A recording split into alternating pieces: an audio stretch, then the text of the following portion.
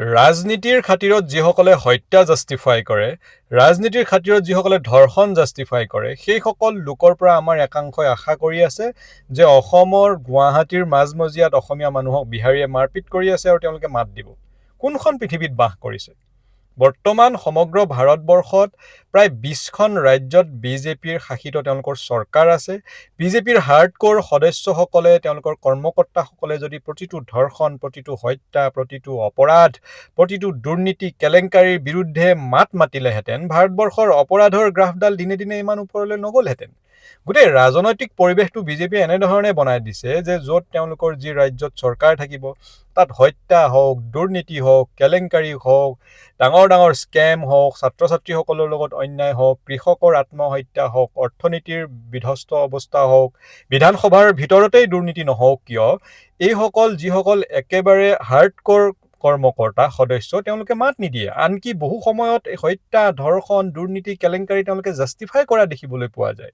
গতিকে গোটেই ৰাজনৈতিক বাতাবৰণটো তেনেকুৱা বনাই দিছে। গতিকে আশা কৰি লাভ নাই যে কোনোবা অসমীয়াক মাৰপিট কৰিছে, বহিৰাগত অনা অসমীয়াই, আৰু বিজেপিৰ সদস্যসকলে মাত দিব। তেওঁলোকে জাষ্টিফাইহে কৰিব, তেওঁলোকে মাত নিদিয়ে। হত্যা, ধৰ্ষণ কৰিব লাগে আৰু সমৰ্থন কৰা মানুহো আপুনি এইখন পৃথিৱীতে, এইখন অসম, এইখন ভাৰতবৰ্ষতে বিচাৰি পাব। ৰাজনীতিয়ে ইমান কলুষিত কৰি দিছে পৰিৱেশটো। গতিকে যিসকল সাধাৰণ ভোটাৰ ৰাইজ, তেখেতসকলে বিষয়বোৰ চিন্তা চৰ্চা কৰি চালি জাৰি চাই মাত দিব লাগে।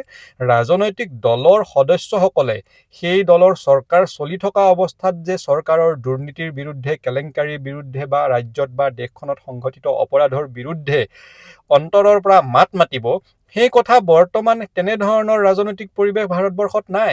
একেবাৰে লেতেৰা আৰু কলুষিত অৱস্থাত ৰাজনৈতিক পৰিৱেশটো গুচি গৈছে, আৰু সমগ্ৰ ৰাজনৈতিক পৰিৱেশটো ভাৰতবৰ্ষৰ এনেধৰণে নেতৃত্ব দিছে ইমান বেয়া কৰাত স্বয়ং বিজেপিয়ে।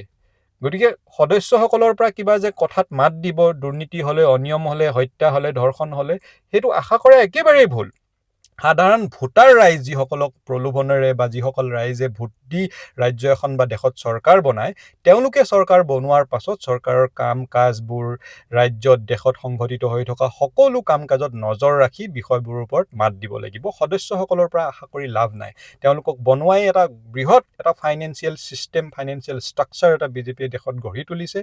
ওপৰত থকাবিলাকে হাজাৰ কোটিৰ ঘৰত তেওঁলোকে ভাবে, মধ্যমবিলাকে তেওঁলোকৰ 100 কোটিৰ ঘৰত ভাবে, গাঁৱে ভূঞে থকা, নগৰে চহৰে থকাবিলাকেও ঠিকা ঠুকলি কৰি তেওঁলোকে এটা ফাইনেন্সিয়েল ষ্ট্ৰাকচাৰ তেওঁলোকে বনাই লৈছে। তেওঁলোকৰ ধৰ্ম, আৱেগ, জাতি, দেশৰ লগত কোনো ধৰণৰ লেনদেন নাই। কেৱল ক্ষমতাত অধিষ্ঠিত হৈ থাকিব লাগে, পাৱাৰ লাগে, টকা পইচা লাগে, এনেধৰণেই ছিষ্টেমটো চলি আছে। আৰু যি টেক্সৰে লুণ্ঠন কৰা হৈছে, তাৰ পৰা তেওঁলোকে আঁচনি কৰিছে, বৃহৎ ৰাজনৈতিকভাৱে সেইবোৰ ব্যৱহাৰ কৰিছে, আৰু তেনেকৈ বিভিন্ন আছে, কম্পনেণ্টছ আছে, তেনেকৈ জিকি গৈ আছে। গতিকে কথা বতৰাবোৰ ৰাইজে যিমান জল্দি সোনকালে বুজি উঠে সিমানেই ভাল। ধন্যবাদ। জয় আই অসম।